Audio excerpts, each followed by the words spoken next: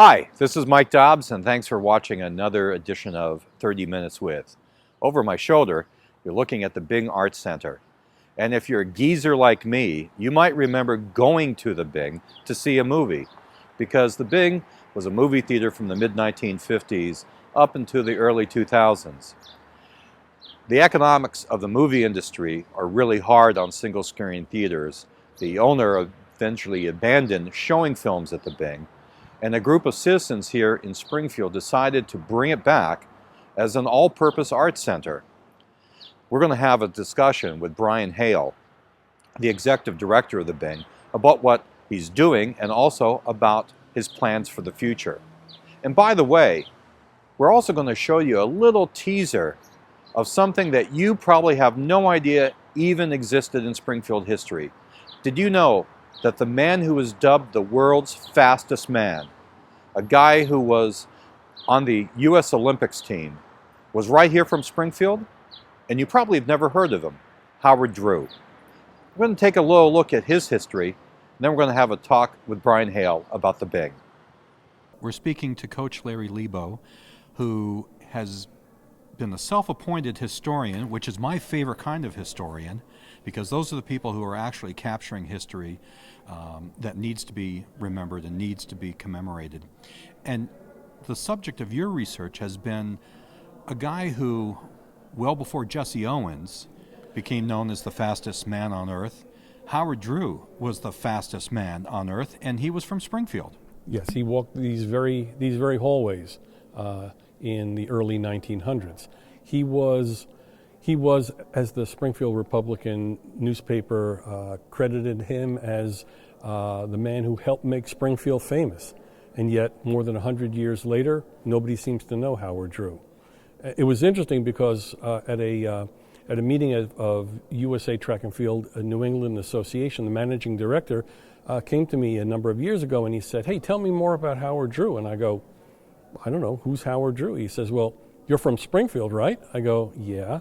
He said, "Well, doesn't everybody in Springfield know about Howard Drew?" And I said, "Absolutely not." So I started looking into Howard Drew, and it was like peeling the layers of an onion back. Every time I found something, if I went to the Springfield Library and I looked through the microfiche stories, if I went to the basement in the Springfield Museum of History, what is it called? Springfield History Museum, there was yet something else to be found. I looked through articles in the New York Times, there was something. I searched on the internet, and more and more the story of Howard Drew began to come into focus, and that's what I'm here today to sort of put the whole thing together. What impressed me about reading about Mr. Drew was the fact that he was truly a pioneer. He was an African-American athlete who got, at the turn of the 20th century, national attention for his feats on the track. And I can't help but think that the history of American athleticism would have been changed if he hadn't had that injury in the 1912 Olympics. The 1912 Olympics, yes. Because he was poised to win gold medals at that Olympics, and he was poised to be having then international recognition as they called him, the fastest man on earth. Yes, he would have been the first African American to win an individual gold medal. There was actually an African American who won a gold medal in 1908 as part of a relay team, but the first African American to win an individual gold. Howard Drew might have won a gold medal in the 100, in the 200. On the 4x1 relay, he might have been the first person he was doing this a year before Jesse Owens was even born. So unfortunately, a quirk of fate kept those medals away from him. And the second quirk of fate was that 4 years later, the 1916 Olympics were canceled due to World War I. And so by the time he tried out for the 1920 Olympics, he just couldn't quite make the team. And as a result, he sort of faded from history. As I'll mention in the slide presentation, Ralph Craig, the man who did win the gold in the 100 and the 200, who ran at the University of Michigan for 4 years and then quit track, but was convinced to come back and join the Olympic team in 1912. he won the gold in the 100 and the 200, and immediately stopped running, never ran again. And yet he was credited when he was inducted into the USA Track and Field Hall of Fame for his indelible mark on track and field. And yet Howard Drew, Craig never held a world record. Craig just simply won the gold that Howard Drew couldn't win because he pulled a muscle in the semifinal. Sort of a sad story for Drew, but he never let a failure or a success define who he was. He kept on doing new things, more things. He was an extraordinary person. What interested me was this is a guy who went to college, went to law school, came back to New England, settled in Connecticut, Hartford. Was one of the very few African-American attorneys during his lifetime in this region, and then became a judge. So he was a pioneer on many different levels when we talk about the history of African Americans in New England. Keep in mind as well that while he was still a high school student right here at this school, he was courted by the Boston Athletic Association to run in meets in Boston. But he refused to, and publicly stated so, and was quoted in the newspapers as refusing to become an attraction for an organization that stated that no Negro would ever be a member of the Boston Athletic Association. So he took a stand against racism during a time of pervasive racism. Even in the 1930s, he was writing articles while he was an attorney in Hartford about how white people perceived colored people, and I'm just using the vernacular of the time. He always took a stand. He even helped recruit African Americans to go to USC later in his life, and said to them that if they went to USC, they would be treated like a man. To him, that was most important, to be treated like a man, regardless of the fact that most of his life he faced discrimination as a result of being an African American. Right now in theaters, we've got a movie which is a biography, a biopic of Jesse Owens. And it's calling it, once again, to a new generation, attention to the fact that Jesse Owens made an incredible, had an incredible performance at the Olympics in 1936 in Germany. Do you think that Howard Drew would ever get his due? Because this guy is a guy who really is as much as a pioneer and accomplished as much as Jesse Owens did in many ways. Howard Drew will probably never receive the due he's due, simply because he didn't win that gold in the Olympics. There are a number of parallels between Jesse Owens and Howard Drew. They both were denied the opportunity to compete for Olympic gold in a subsequent Olympics because of a world war. Drew because of World War I, and the 1940 Olympics in Tokyo was canceled so that Jesse Owens couldn't go back and try to win more gold medals. They both died at the age of 66.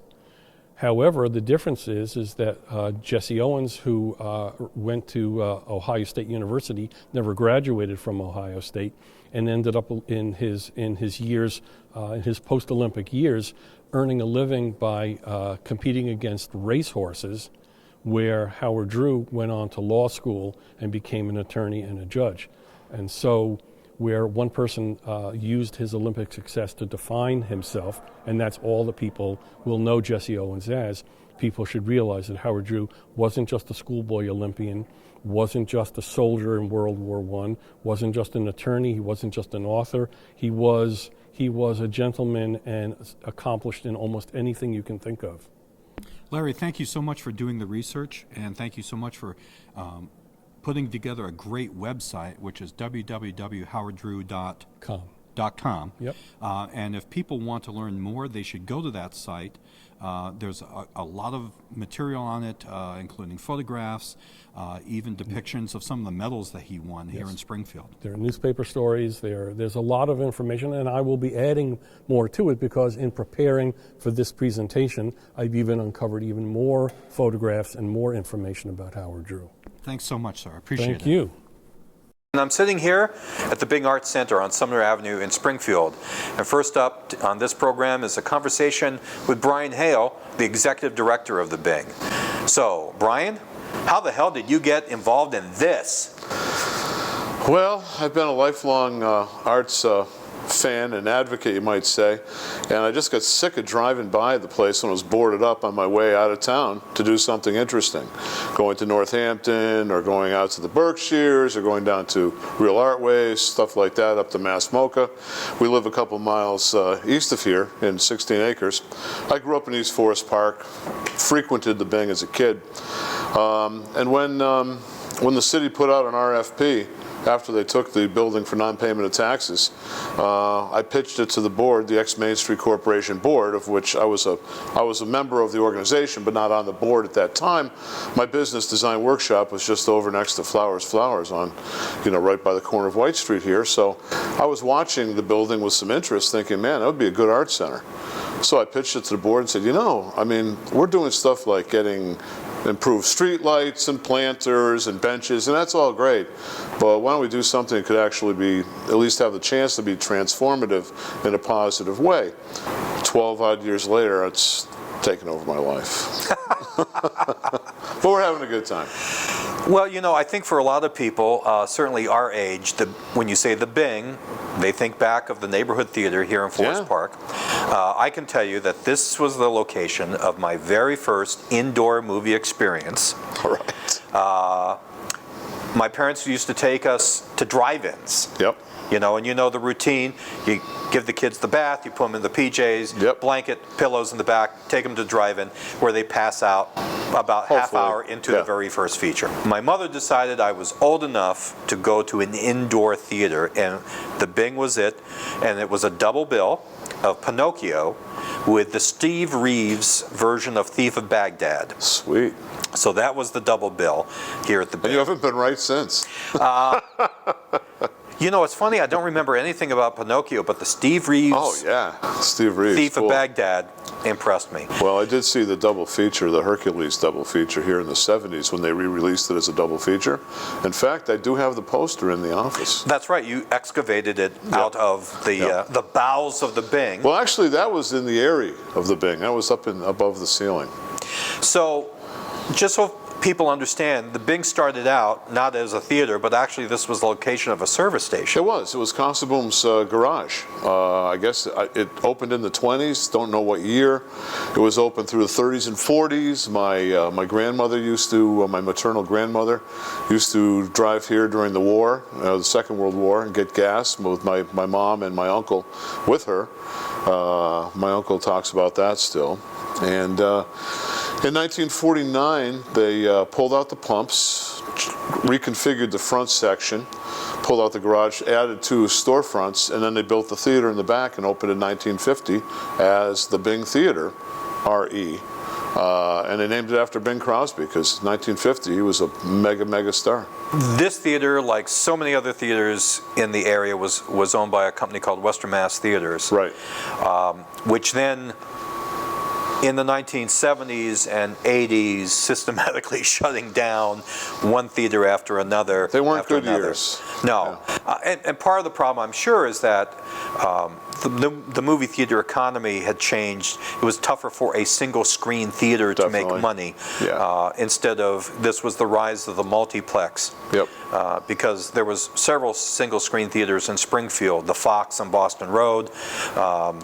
Then they converted that to 2. Yeah, and of course the Paramount used to show films. Well, there were 5 theaters. And there was the arcade downtown as well. And the Bijou, and Poli's, and the Capitol. And one by one, all of those went. The Western Mass Theater properties, though, the Calvin in Northampton, for instance, the Rivoli in Chicopee. Don't they have the Majestic as well? I can't remember if they had the Majestic. I think they did, but I'm not certain. But these eventually closed down, right. and in fact, the city was sort of stuck with the Bing because they had to take it for in lieu of taxes, back taxes. Yeah. They wanted something positive that would benefit the community done with it, and well, I figured, I got sick of not having grassroots type arts available, independent music in a place, or I've always wanted this to be an art house, and we occasionally, as you know, show a film that's been made locally, or we'll show a DVD or something as part of a little festival. Let's talk a bit about independent arts. Springfield has had sort of this interesting history. years ago there was a place downtown called the Zone, Right. where we are talking about independent arts. Yep. We were talking Good about place.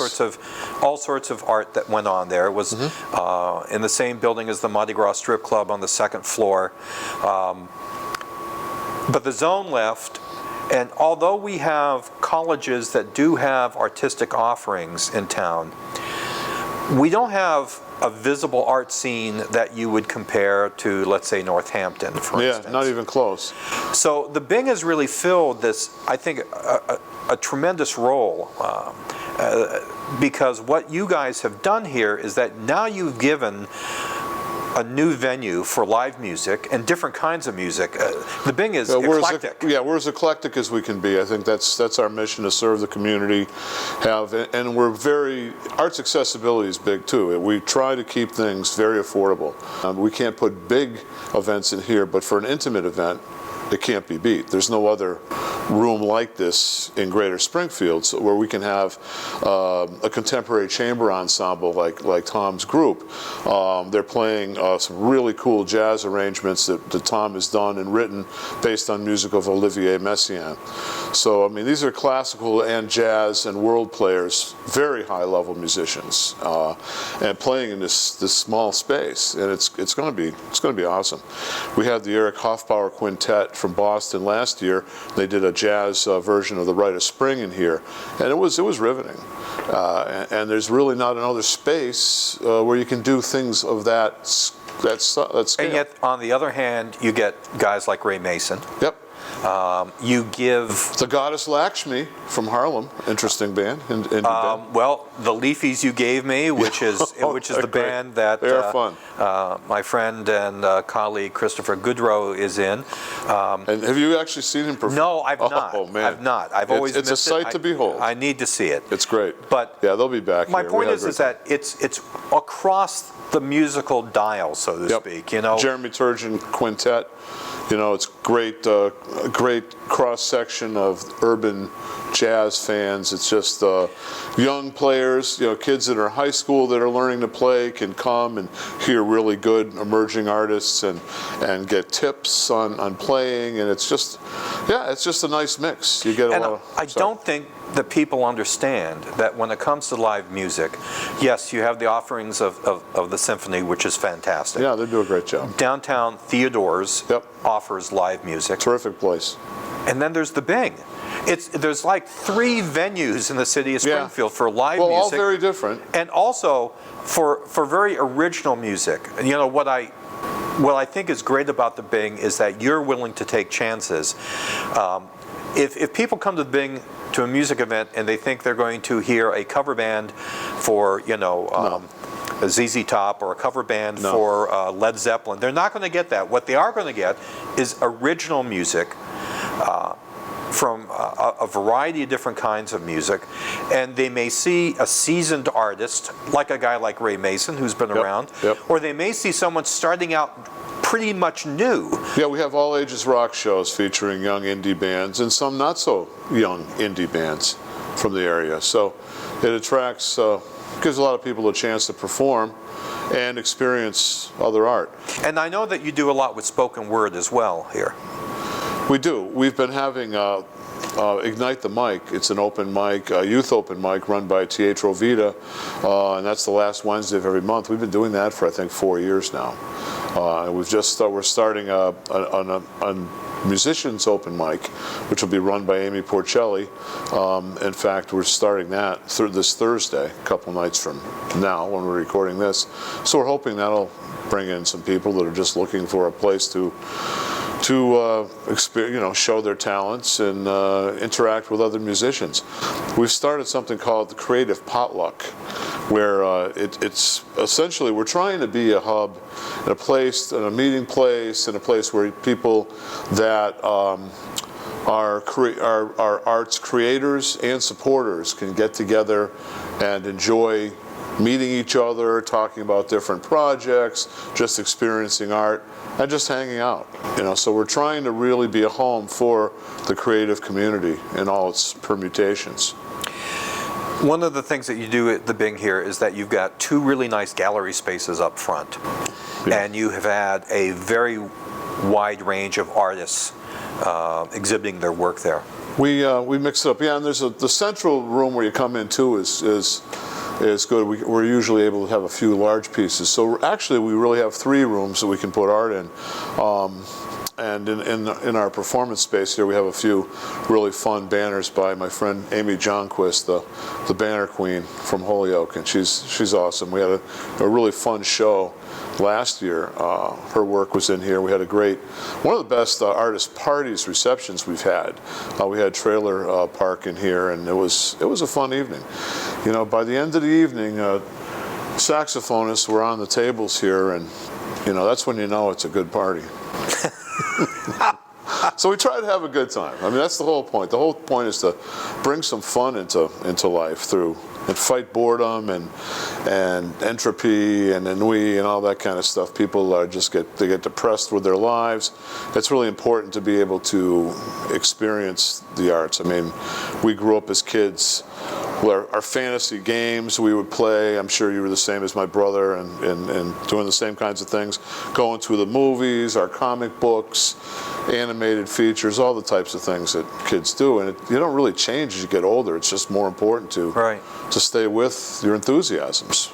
So we're sitting in the center of the room that you use for your performances. Yep. And over that away is the Bing Theater that people remember. This was really the lobby. Right. But over that way, sealed for our protection, is the auditorium.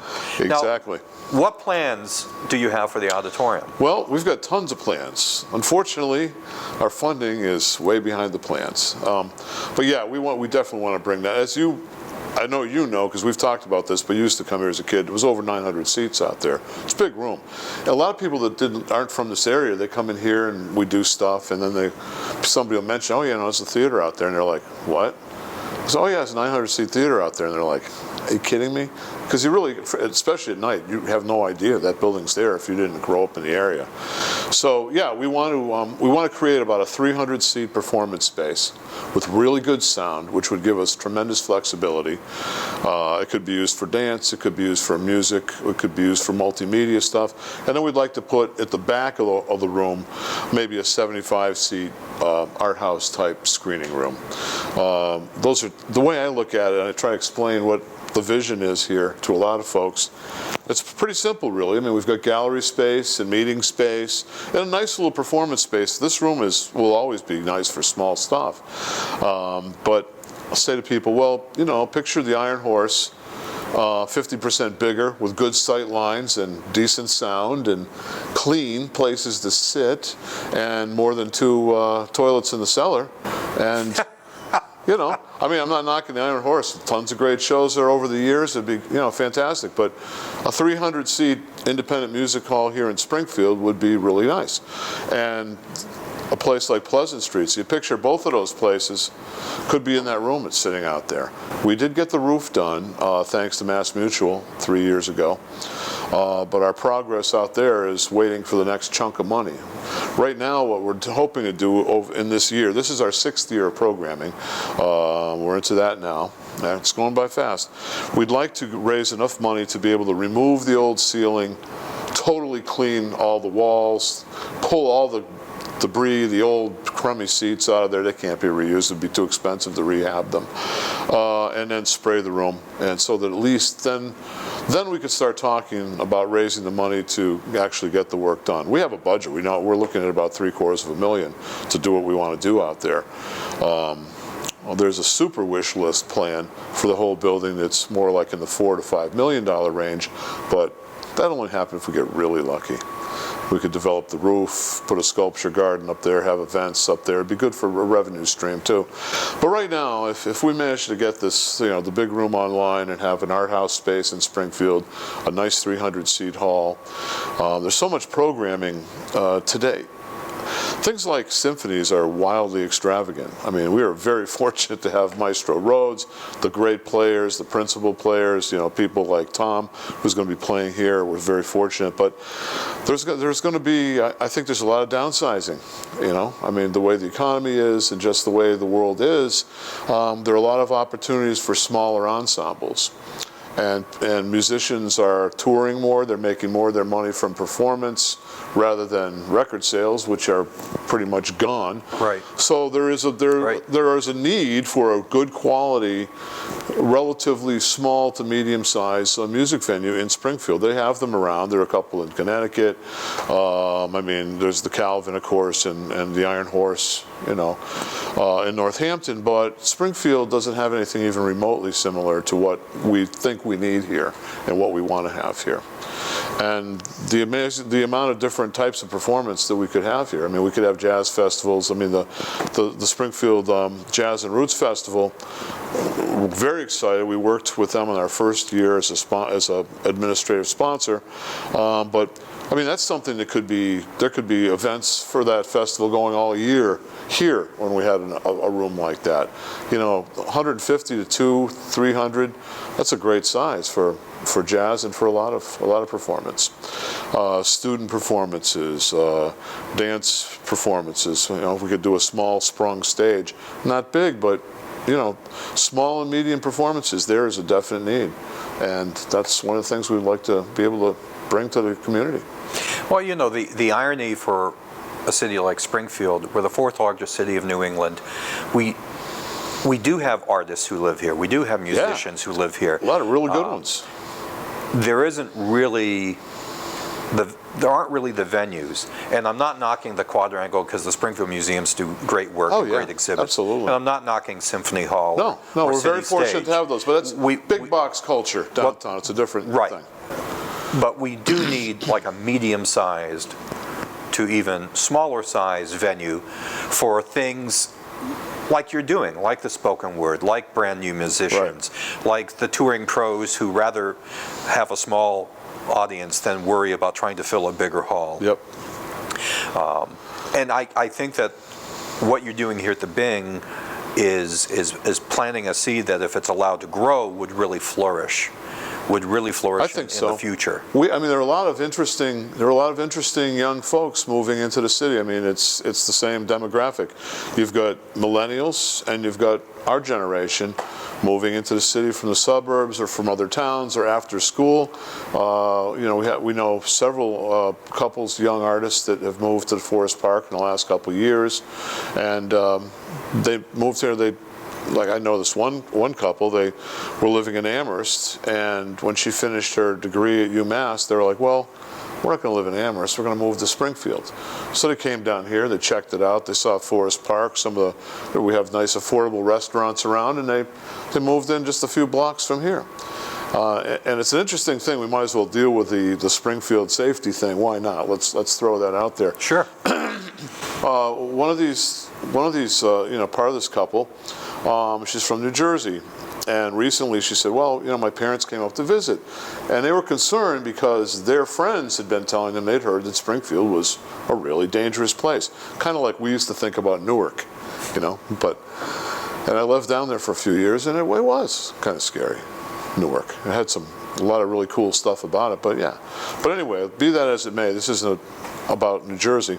Anyhow, the parents came up, and she said, we went down to Big Mamu, and then we went to Forest Park, we drove by the Bing, and they're like, wow, this is a really nice place. Glad you kids are living here. Once they actually saw what the place was, they realized, yeah, it's just cool. It's a nice urban, you know, not even a super urban, you know, environment. You've got a spectacular park. I mean, one of the things I say to friends is, I'm still amazed, I've lived here most of my life, grew up here essentially, and I'm amazed at the amount of urban green space we have. It's one of the things I really like about Springfield. We have a lot of interesting neighborhoods, and there's an amazing amount of green space. We live up near Veterans Golf Course, and there's stretches of woods and stuff, not just, you know, around, but adjacent to the golf course. You know the area. Yep. You grew up nearby as well. You know, Forest Park, of course, is unbelievable, and it's just, there's a lot of really good stuff in Springfield.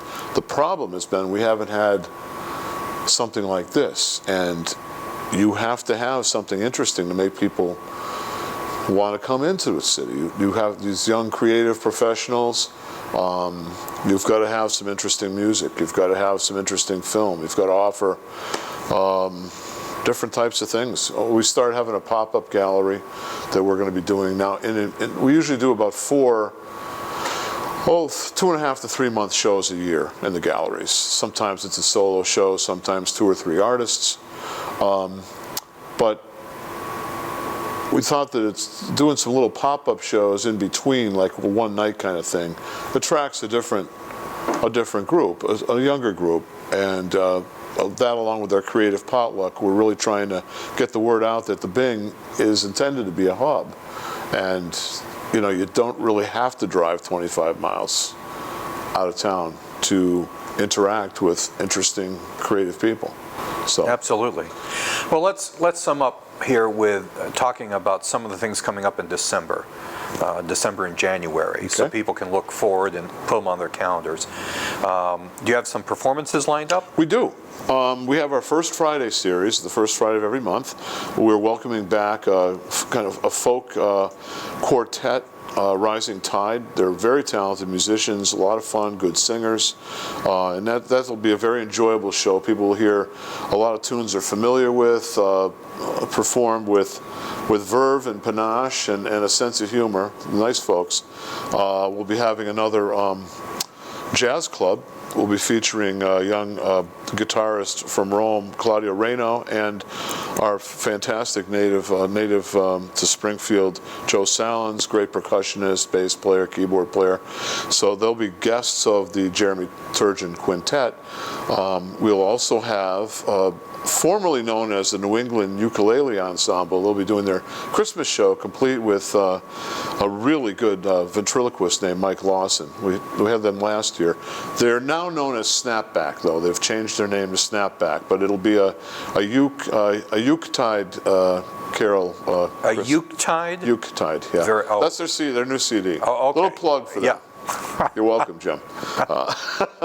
And let's see, what else do we have? In January we'll be having Janet Ryan and Ray Chaput, a blues combo. They're a duet that plays together. Janet's a fantastic blues singer, excellent keyboard player. Ray's a terrific guitarist.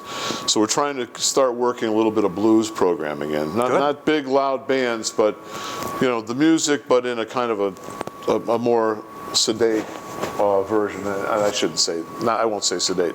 Very lively, but you know, not a real loud drum set, and it's appropriate for the space. More intimate. Yeah, our house concert series is along those lines. We'll also be having Amy Rose Duo. Amy, and I can't remember she's a flute player, lives in Northampton. I can't remember the guitarist's name, but they work together. So that'll be a nice concert. And a couple other things, and that's all I can come up with right now. Okay, so the website is? www.bingartscenter.org, and they can like us on Facebook, The Bing Arts Center, and our phone number is 413-731-9730, and that forwards to my cell. So people are amazed that I'll answer the phone at odd times, and they'll think, "Is this the Bing Arts Center?" And I'll say, "Yes, it is." "Well, can you tell me?" And I'll say, "Well, excuse me, but I'm driving at the moment." Or one lady called the other day asking about Jazz Club, a retired lady. She must be 75 or 80. Loves coming to Jazz Club. Really nice lady. And she called up at 7:30 in the morning. I answered. She, "Oh, I'm really sorry. I thought I'd get an answering machine." I said, "Oh, it's fine, ma'am. I'm on my way to work."